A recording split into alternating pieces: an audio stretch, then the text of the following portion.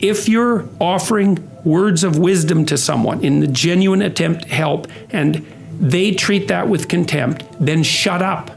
Because you're demeaning your words by throwing them away. They're not friends if they're not these people. You want friends who, when something good happens to you, that's good for you, right? They're happy about that. They're not like all bitter and resentful underground and like saying horrible things behind your back and telling you how they did something that was better and trying to drag you down. It's like, that's not helpful. You want friends, whenever you degenerate in any of the multiple ways that you're likely to degenerate, they're going to like whack you on the back of the head and say, you know, clue the hell in, you know, you're demeaning yourself, you're less than you could be. And there's real judgment in that, and it's harsh.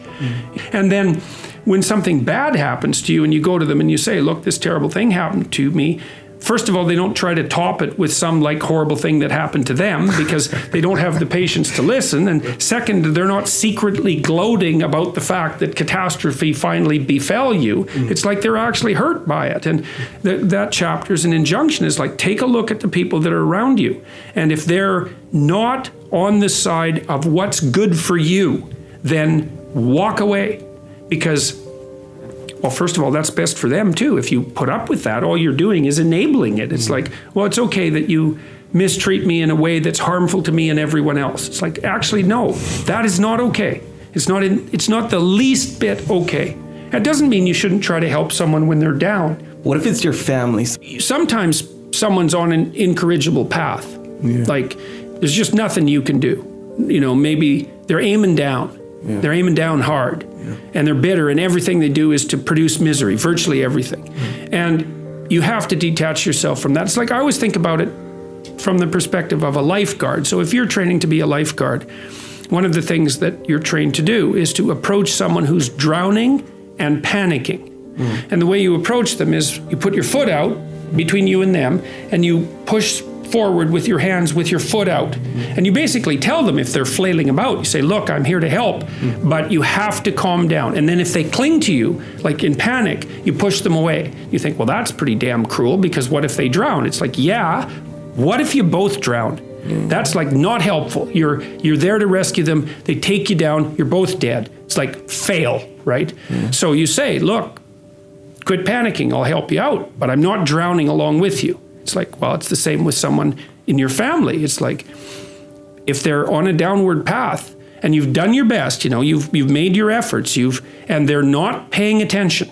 They're not changing. They say, yeah, well, I'll quit doing this. Yeah, I'll quit doing this. They tell you the same story over and over and over. It's a downhill path. You don't trust it. At some point, first of all, you stop offering your words. That's do not cast pearls before swine, a very, very harsh statement, right? But what it means is, if someone, that especially if someone's addicted or otherwise pursuing a pathway that's like seriously downhill, we're done. Well, it's like, why should I think that you're actually trying to change? Maybe you're just telling me you tell me the story that you use to justify your own idiocy to yourself. And then you tell it to me and you demand that because I'm compassionate, I accept it and therefore validate your excuse. It's like, well, it's really hard not to get tangled up in that, right? Because if someone who's really in rough shape is telling you about why they're suffering, first of all, they're probably about half right in their story. But some of it's justification and excuse and blaming and all of that, failure to take responsibility.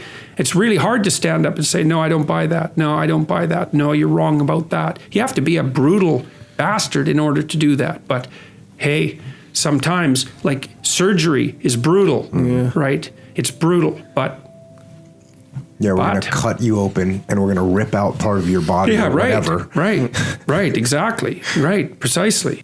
Only making friends with people who want the best for you. That's a brutal chapter, you know, but it's right, unfortunately.